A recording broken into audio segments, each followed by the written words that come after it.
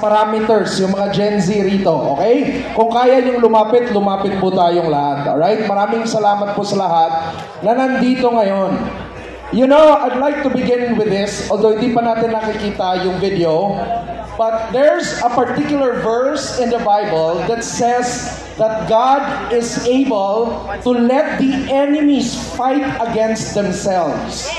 In other words, yung patayan, kumbaga, in the context of the Bible, nangyari within the context in a battle na may kalaban sila, kaya lang yung mga kaaway, sila mismo ang nagtirahan because the people allowed the hand of God to move. And what we are seeing right now is the hand of God moving. Tama ba? Nagsalita si Zaldico, tapos ngayon marami pang magsasalita. Okay? Nagpapasalamat ba tayo for that? We have to be grateful because God is on our side, and if God is for us, then who can be against us? Now let me talk about corruption. You know, my friends, minsan tinitingnan natin ang corruption from the point of view of economics and politics, right? But tonight, I'd like you to see corruption more than that. Because corruption ay hindi lang about money lost. For some people, isipin natin, mga pera lang yan, naninakaw. But corruption and its effect is different in Cebu City. It's different in Davao.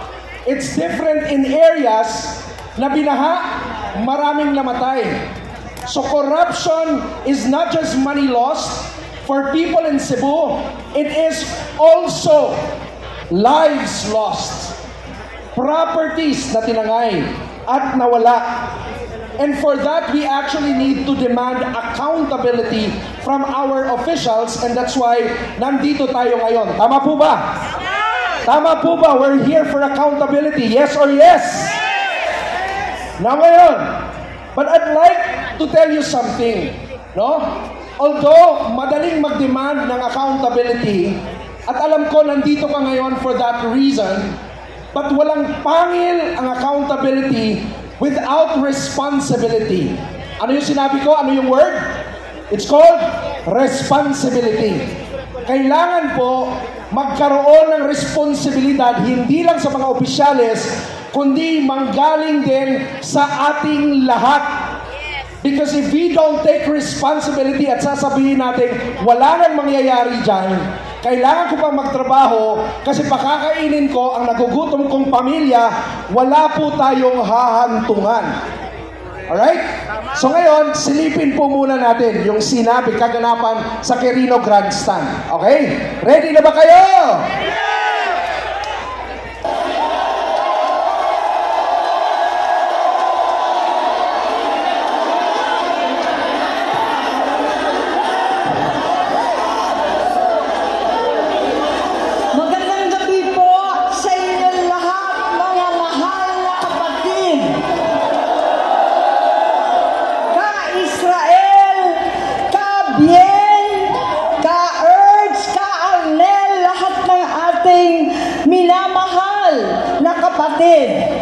Higit sa lahat ang classmate ko mula Congress hanggang Senado, Senador Manong Dante Marcoleta. Napakahirap po ang pumunta, tumayo at magsalita sa inyong harapan. Pero noon pa man, alam kong walang madali kapag ikaw ay Marcos. Nanginginig ako at ang aking boses, hindi dahil ako'y natatakot sa inyo, kundi dahil nalulungkot po ako. Ipagpaumanhin ninyo kung sa gitna ng pagsasalita ko, ako'y hihinto, hihinga dahil sa bigat ng aking kalooban. Pero hindi yan ang dapat kong ihingi ng paumanhin. Hindi yan ang kasalanan ko sa bayan na dapat ihingi ko ng tawad.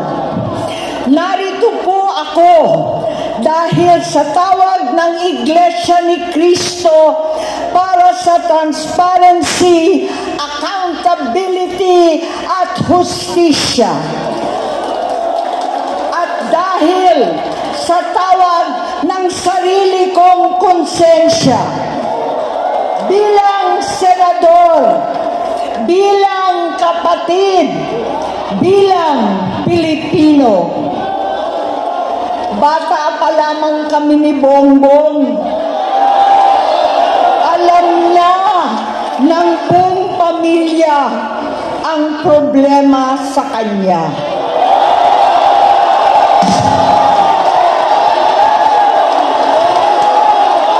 Sa totoo lang, mababasa naman ng lahat ang mga testimonya ng aking ama patungkol sa kanyang ugali at gawain. Noon, dahil may tatay pa kami, hindi ko pa siya responsibilidad. Noong tumatanda, ay mas naging nakakabahala. Batid ko na nagda-drug siya.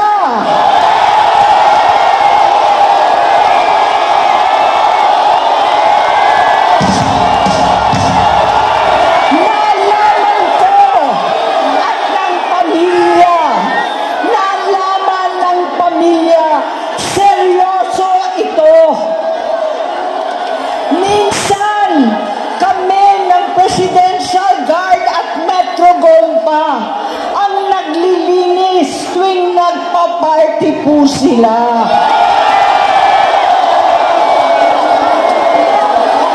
Namuhay kaming magkakapatid sa ibang bansa. Kami-kami lang. Kinumbinsi ko pa si Bongbong, pakasalan mo na si Lisa. Naisip ko noon, kapag nag-asawa siya, malalagay na sa tahimik at magkakaroon ng direksyon. Ang laki ng pagkakamali ko. Mas lumala ang kanyang pagkalulong sa droga.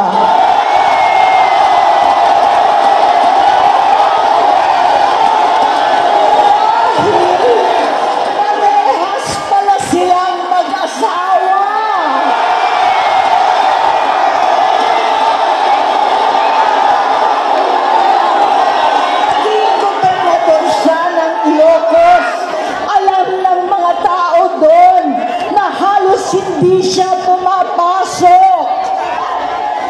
Tuwing ko kumprontahin ko siya, ay nagsasabi siyang magbabago na siya, aalisin na niya ang bisyo. Hanggang sa may nagsumbong na naman sa akin na sa paggising pa lang sa umaga, kasabay ng almusal, marijuana pala.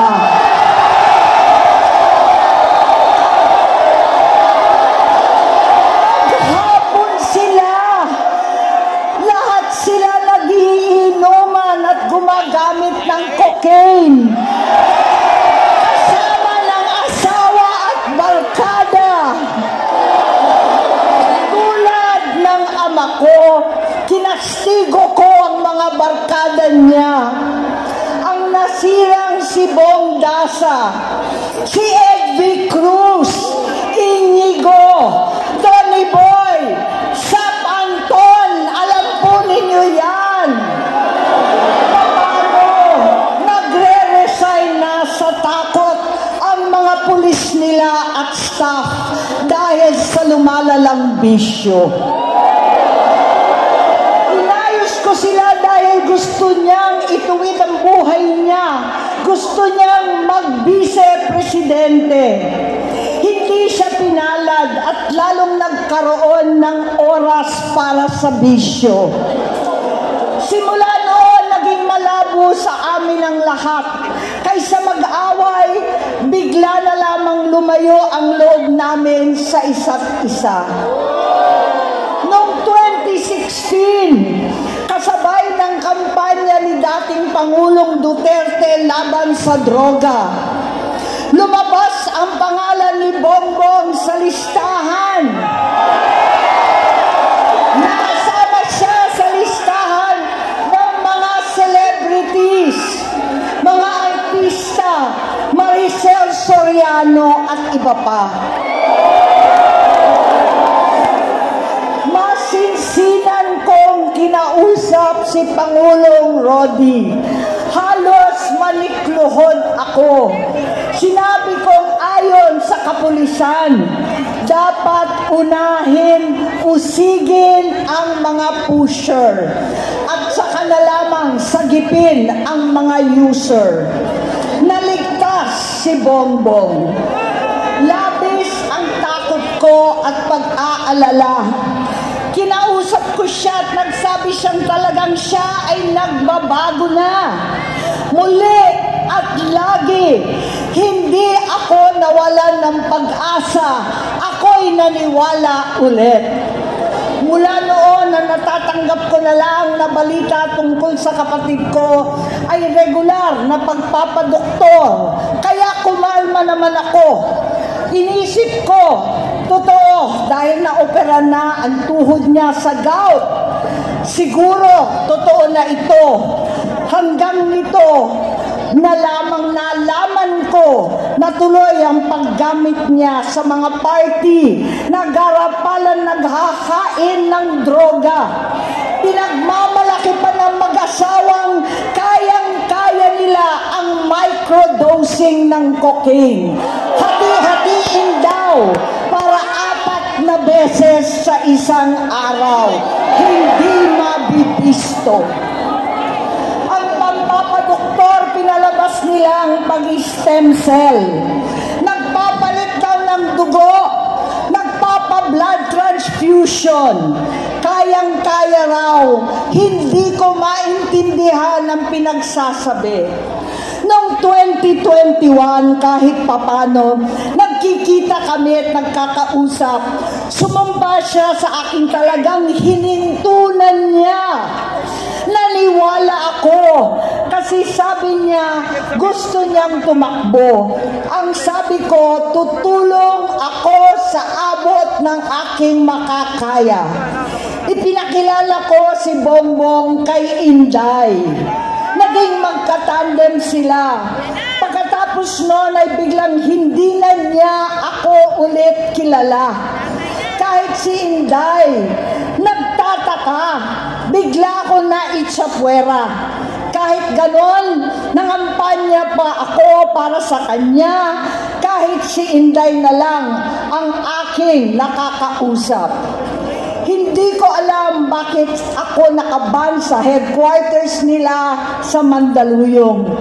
Hindi ko alam bakit walang nagre-report sa akin tungkol sa kampanya. Sa totoo lang, masakit mang aminin, nung dinidisqualify na siya, halos papaboran ko na sana dahil may nagsumbong sa akin mula sa kanyang campaign team na gumagamit na naman siya. Nung sinabihan ko, siya at mga taong nasa paligid niya, nagkaisa silang tuluyan akong alisin sa kampanya na ako naman ang bumuo. Sinabi nilang gusto ko na siya ay ma-disqualify para ako ang pumalit. Hindi totoo yun. Iniisip ko ang kalagayan ng aking kapatid at paano siya magsisilbi kung ganyan ang kalagayan niya. Pero pinaparating sa akin na hindi siya lulong at minsan na lamang tuwing nagpa-party. Hindi ko maipaliwanag bakit gusto kong maniwala at hindi mawalan ng pag-asa. Noong nanalo siya, naging pinakamalayo na kami sa isa't isa. Maliban sa opisyal na tagpuan at kapag pumupunta yung nanay namin, hindi ako sumama sa loob ng 3 taon dyan sa Malacanang. Dahil lantara na doon ang inuman, ang paggamit nila ng cocaine at mga bawal na gamot. Hindi ba ninyo nakikita, naririnig, kakaiba na siya magsalita. Hindi na maintindihan kung ano-ano na ang sinasabi at wala na sa sarili. Nagtatago sa kabaitan niya ang pang-aabuso niya sa droga. At nagbunga na ito ng mga nakakapinsalang maling desisyon. Hinayaan niyang kumilos ang mga nakapalibot sa kanya. Yung mga umaastang presidente habang nilululong siya ng mga ito. Hindi na kami nagkausap. Sa harap ng publiko, pinipilit kong magmukha kaming maayos. Pero wala na kaming koneksyon. Hindi ko hinihiling na maunawaan ninyo ako, lahat kayo. Sa palagay ko, ang makakaunawa lamang sa akin ay ang mga pamilyang may pinagdaanan sa adiksyon, sa inom, sa sugal, sa alak, sa bisyo, higit sa lahat, sa droga. Pagka hindi ko siya nakakasama, buong aking loob na ipasok sa institusyon, ipagamot, iparehab ko na yan. Pero tuwing maghaharap kami noon, hindi kaya ng aking kalooban na gawin yon. Tuwing magsasabi siya sa akin na magbabago na siya, hindi ko siya kayang tiisin. Hindi ko kayang ipagkait sa kanyang pagkakataon at pagbabakasakali. Umaasa ako at laging nananalangin na sana, oo nga, nagbago na siya. Hanggang dumating ang 2024 at 2025, yung bisyo niya na ang dahilan ng pagbaha ng korupsyon, kawalang direksyon, at maling-maling mga desisyon. Walang accountability, wala nang hustisya. Hindi na niya alam ang nangyayari. Hindi na pinapaalam sa kanya ang mga pangyayari. Sinamantala ng mga ito ang paggamit niya ng droga. Kinamkam na nila ang kaban ng bayan, habang ang mga dating tumatawag sa amin ng magnanakaw ay nakakita ng pagkakataon sirain ang lahat. Nagagamit na nila si Bongbong para sirain si Inday. Itinutulak pa nila si Bongbong at ang bayan sa bangin para umastang tagapagligtas. Mula sa pagtraidor at pagpapahamak kay VP Inday, sa confidential funds na kung tutuusin ang galing naman sa opisina ng Pangulo, hanggang sa pagpadukot sa dating Pangulong Duterte para itapon na lamang sa ibang bansa. Ang kabaitan ni Bongbong ay naging kalupitan. Garapalan ng pagtatakip sa kanya ng mga nasa Congress, sa Senado, mga miyembro ng kabinete. Kitang-kita na ng taong bayan, wala nang puwang ang kahihiyan. Para bang nauulit ang bangungot ng kasaysayan dinanas namin noon. 68 years old po ang tatay ko nung pinatalsik sa pwesto. 68 years old na rin si Bongbong ngayon. November 17 din noong 2021 nung nakumbinsi ko si Inday na magbise kay Bongbong. November 18 po, bukas, ikatlong araw natin. 9 na taon na nakakaraan, saktong November 18 pa talaga, na pinalibing ni Pangulong Duterte ang tatay ko sa libingan ng mga bayani. Halo-halo na ang aking nararamdaman, pero alam kong ito ang dulo at hangganan ng aking pagtitiis at pananahimik. Hindi na tayo mananahimik! Dahil nalaman kong pati ang mga anak niya ay nagdodroga na. Kinasusuklaman ko pa ang pag-alok ng mag-inang si Sandro ng droga ang aking mga anak at iba pang mga kamag-anak. Yan ang hindi ko na mapapalampas. Sa loob ng halos 4 na dekada, wala akong ibang pinangarap kundi maipakita sa sambayanan na hindi kami masamang tao. Hindi masama ang pamilya Marcos. Gusto kong ibangon ng dangal ng aking ama. Sa pamamagitan na nagpagtatrabaho para sa bayan, sinikap kong maging mabuting gobernador, kinatawan, senador.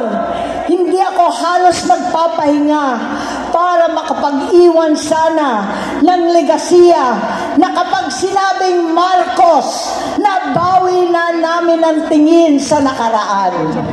Ngunit sa kagustuhan kong maging responsableng anak, matupad ang pangako ko sa aking ama, nabigo akong maging mabuting kapatid. Naging mahina ako kay Bongbong.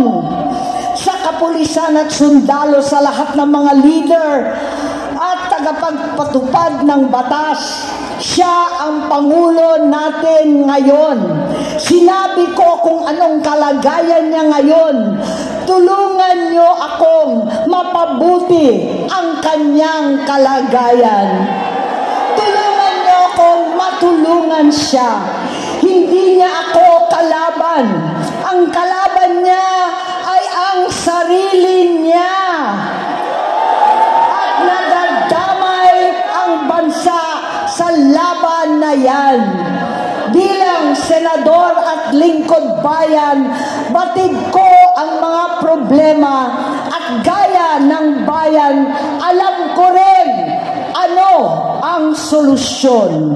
Sa pagkakawatak-watak, patuloy na pamumulitika, pagnanasa sa kapangyarihan ng mga talunan naman, kaguluhan sa Mindanao, alanganing gyera sa China at Estados Unidos, kawalang pananagutan sa flood control scam, garapalan, takipan, panggigipit sa hindi kaalyado, pagkakanulo sa kapwa Pilipino, pagdakip sa dating Pangulong matanda't may sakit upang ihagis lamang sa bansang dayuhan, pagsadsad ng piso, paglaganap ng gutom, paghihingalo ng ekonomiya, at pagsasawalang bahala sa taong bayan.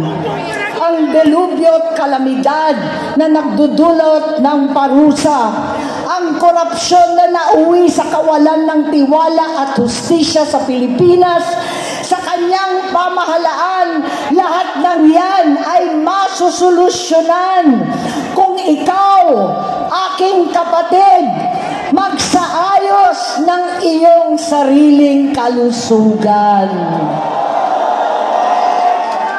Kapag humupa ang ingay sa politika, kapag umuwi na kami sa aming pamilya, hindi bilang senador, kundi bilang ate, bilang si Manang Amy ni Bonget, kaya itong sasabihin sa harap ng taong bayan, sa harap ninyong lahat at sa harap ni Bongbong.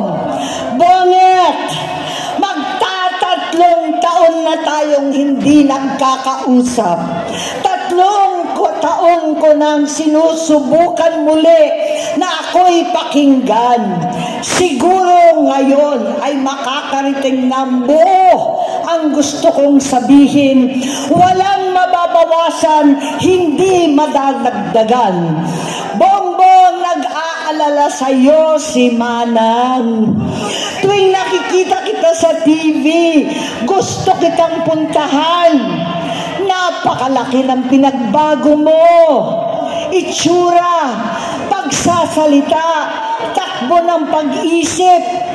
Minsan, napapatanong ako sa sarili ko, ikaw pa ba yan? Si Bongbong ba talaga yung nakikita ko? Pero ako, ading ko, ako pa rin ito. Ako pa rin ang ate mo na tumayong ama't ina sa inyo sa ibang bansa. Ang kasama no sa sumubok na sanggain lahat ng sakit para sa iyo. Ang kapatid mo na hindi mo kailangan hingan ng tawad dahil agad ka nang iniintindi at tatanggapin dahil mahal kita.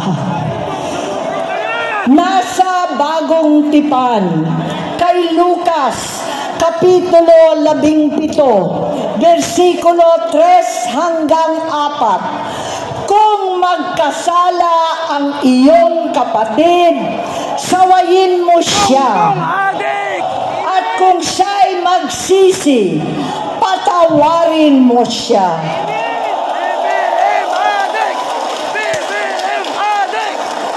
Tama na, ading ko. Tapusin mo na ang paghihirap mo at ng bayan. Gaya nung umalis tayo sa palasyo, kaya ko pa rin hawakan ang iyong kamay. Huwag kang matakot.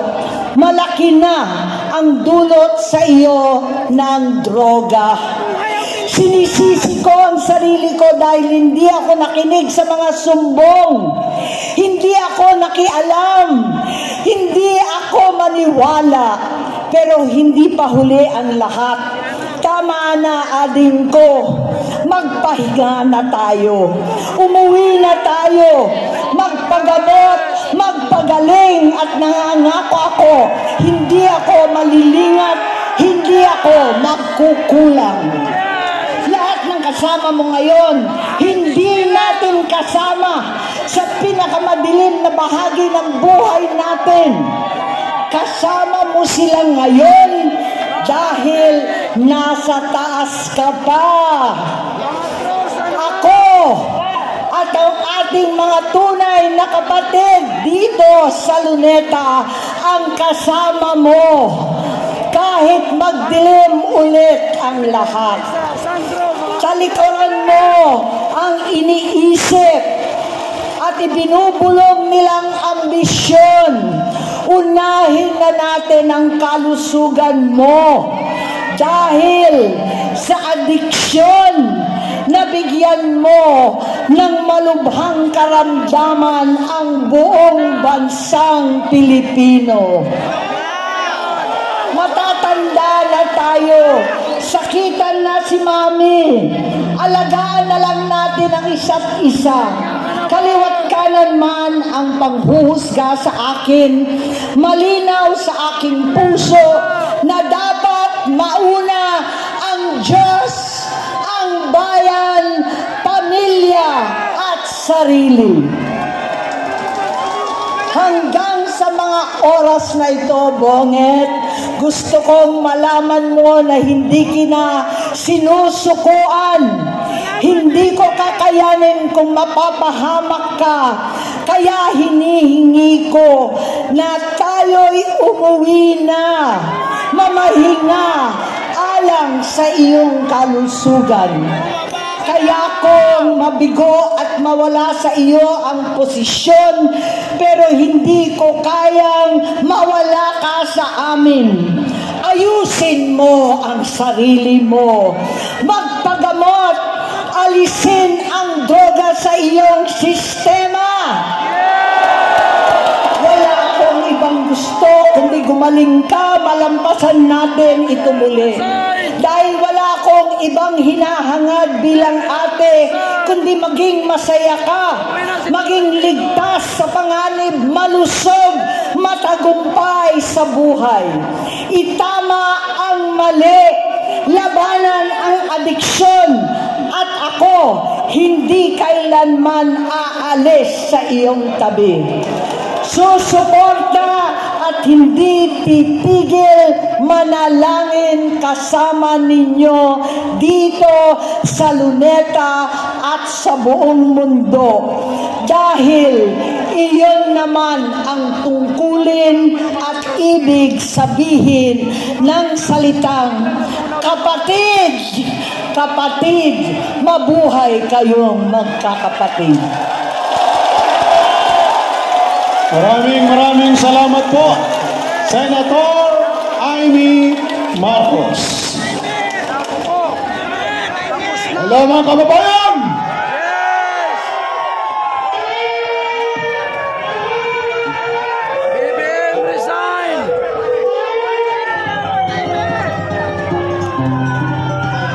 Malinaw na malinaw, hindi karapat-dapat ang ating Pangulo, mga kababayan. Tayo ay nanunlong, tayo ay dinagtakslan ng tayong ating binoto, hinalal.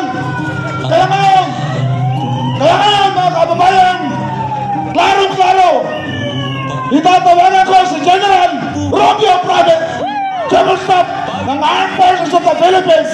Mag-withdraw ka ng support sa inyong Commander-in-Chief, hindi sa karapat-dapat sa taong bayan. Hindi lang sa dapat mag-resign. The people, tayo mga taong bayan, tayo, you are fired, Mr. President, Mr. Marcos, you are fired. You can resign. Muli, sa ating mga kapulisan, sa ating mga sundaluhan, ang ating Chief of Staff, ang inyong Commander-in-Chief, ay hindi lamang magtatakaw. Ito ay isang bagat, ito ay isang trandamit. Kaya dapat siya ay ating tanggalin, palisin, at ikulong. Mga kababayan, mga kasama, dito na po, atras po tayo. Hindi pa ho tapos ang pangyayari ngayon. Una ho sa lahat, pasalamatan natin si Senator Amy Marcos sa kanyang mga sinambit na pananalita. Nananawagan po kami sa lahat ng ating mga kababayan na malapit dito, na pumunta, makiisa, makibahagi sa ating pakipaglaban. At yung binanggit ni General Pokis, ang ating pong mga opisyales sa Armed Forces of the Philippines, ang ating pong mga opisyales sa kapulisan, ang ating pong simbahang katoliko, ang ating mga kababayan, wala na po tayong kulay, dilaw, pink, pula, berde, magkakaisa po tayo, laban to ng sambayanang Pilipino. Attorney Harold Respicio. Yes!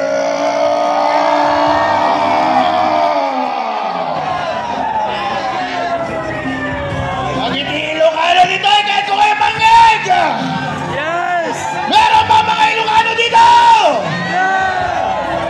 Meron ba mga Ilocano dito? Ako si Atty. Harold Respicio.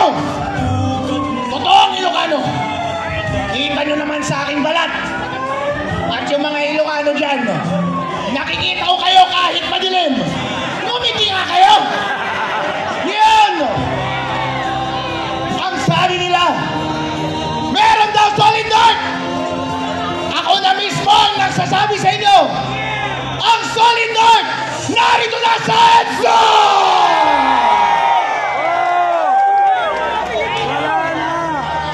Ako ay biyumahe pa papunta dito sa Maynila. At gusto kong sabihin sa inyo, ang gaganda at ang gwagwapo nyo pala. Ang puputi nyo pala. Pero isa lang ang ating damdamin. Naskam tayong lahat! Naskam ba tayo? BBM! Noong una ikaw ay nakangampanya. Love na love ka namin. Dahil sa wakas, ibabalik mo ang dignidad ng mga Ilocano. Ilang dekada kami ay nahihiya. Dahil kapag sabihing Ilocano, sino ang maririnig ko na politiko na malakas? Magaling Norte. Marcos. At ilang mahabang panahon, kahihiyan na namin dinadala. Kaya nung ikaw ay bumalik, binigyan mo kami ng pag-asa. Noon yun, nagbulag-bulagan kami kung ano man ang naging pagkukulang ng iyong pamilya. Hindi namin pinansin dahil inisip namin siguro hindi na nagagawin ito. Siguro hindi na naman gagawin yung ginawa ng tatay niya. Eh medyo magaling magsalita yung una, hindi ba? Napaka-articulate. Kaya lahat ng mga Ilocano sumama sa kanya. Pero hindi natin nakilain. Sabi nga ni Amy kanina, nag-drugs ulit pala! Nako, idol! Kaya pala, pagkatapos mong manalo, hindi ka na namin narinig yung lakas ng iyong hila, ng lakas ng iyong politika. Biglang nawala yung ikaw ay umupo na. Sino ang aming nakikita mo ka? Si Tambaluslos! Hindi yan ang sinuportahan namin! Lahat ng ginawa kanila, lahat ng ginawa nila, puro magdanaw! Anong nararamdaman namin? E di nakakahiya! Ano pa ang ginawa mo sa kapwa mo Ilocano? Ako Ilocano ako. Lahat ng nakikita ko pagkakamali ng iyong gobyerno, linalabas ko sa social media. Ano ang ginawa mo? Kinasuhan mo ako at pinakulong mo ako! O ginamamon! Apay inalamin mo kanyang di dyan! Ba't ka ganon? Walang iya kayong lahat. Kaya ngayon lumalabas. Pinapaikot nila na hindi kasalanan ni Marcos, ni Bongbong Marcos. Pero bossing, sa sobrang high mo, hindi mo na nababantayan ng tao mo. Kasalanan mo yan! Kung hindi ka gumagawa ng trabaho mo, dapat pa ba siyang manatili sa pwesto? Hindi na!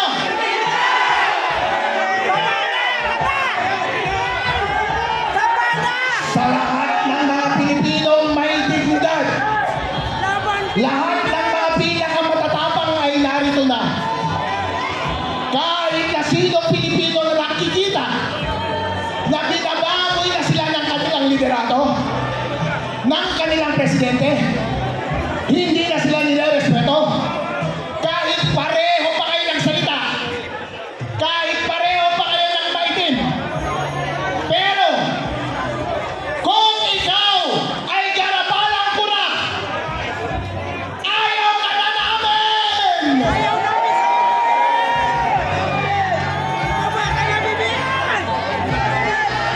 Marcos resign! Marcos resign! Marcos resign! Marcos resign! Marcos resign! Marcos resign! Mga kababayan, tapos na ba ang paghihirap natin? Ano ang panawagan ni Amy Marcos?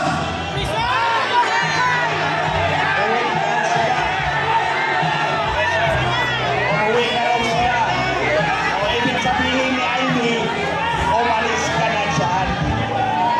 Tandaan nyo, sinabi ko sa inyo, ang national problem ng bansang ito ay si Lisa Marcos. O, diba? Sinabi ni Amy, pakasalan mo na yan. Akala niya magbago. Yung pala silang dalawa, din sa cocaine. Ngayon, itong 100 billion na in-insert nila sa budget, tinatanong nila, bakit kailangan mag-insert kung pwede mo namang ipasok sa National Expenditure Program? Simple lang ang sagot. Kapag nasa NEP, si Congressman ang tatanggap ng sohol, hindi si Marcos. Kaya kailangan ni Marcos mag-insert ng 100 billion para ang tongpats sa kanya lahat. Hindi lang droga, kundi ang pagnakaw ng pera ng sambayanang Pilipino ay lay that blame directly on Marcos Jr. Tandaan nyo, ang Fort Bonifacio hindi binabaha kahit anong bagyo. Pero bakit yung komunidad natin ulan lang, baha na at hindi nasusunod ang problema dahil ninanakaw nila? And nobody exemplifies it more than this president. Ito, basta Marcos magnanakaw, alam na natin yan. Ngayon, ito, General Browner at si PNP. Yung Chief PNP. Kayo. Nartates, General Nartates. Alam nyo na drug addict yung Pangulo. Susunod pa ba kayo sa kanya? Kami, hindi kami susunod. Hindi! Lalaban kami. Dahil we are a dignified people. Kahit pa naghihirap kami, nalulunod kami sa baha, alam namin lumaban at ayaw namin ang bangat ng Pangulo. Marcos Isay! Marcos Isay! Marcos Isay! Marcos Isay! Marcos Isay! Marcos Isay!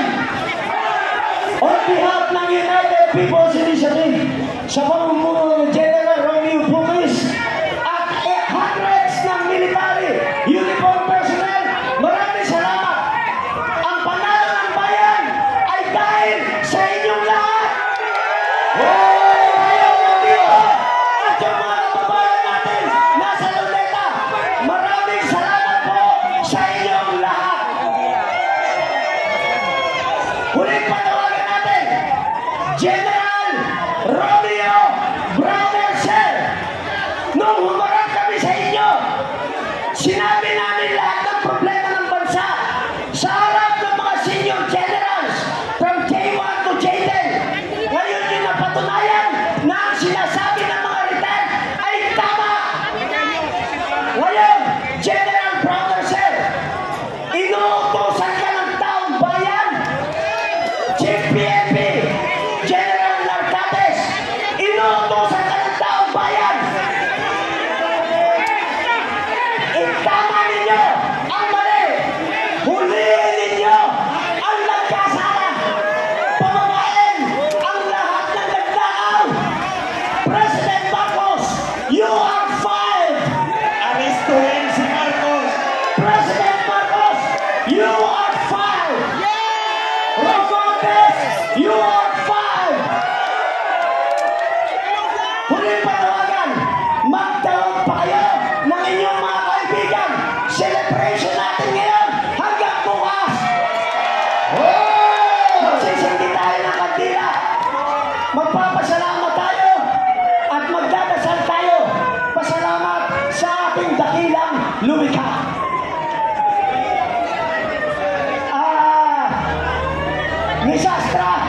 Miss Astra, please. Habang tayo po ay nagsisindi ng kandila, tandaan po natin na ito ay simbolo ng ating panalangin, ng ating pag-iisa. Pagkakaisa natin ito. Ako po, luluhod ngayon.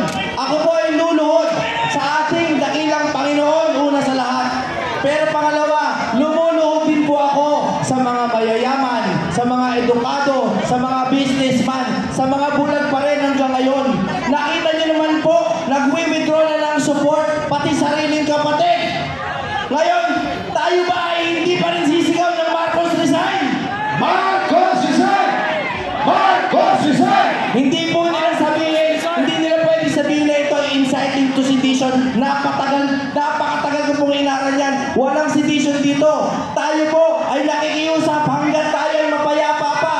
Marcos, please, resign! Marcos resign! Marcos resign! Marcos resign! Marcos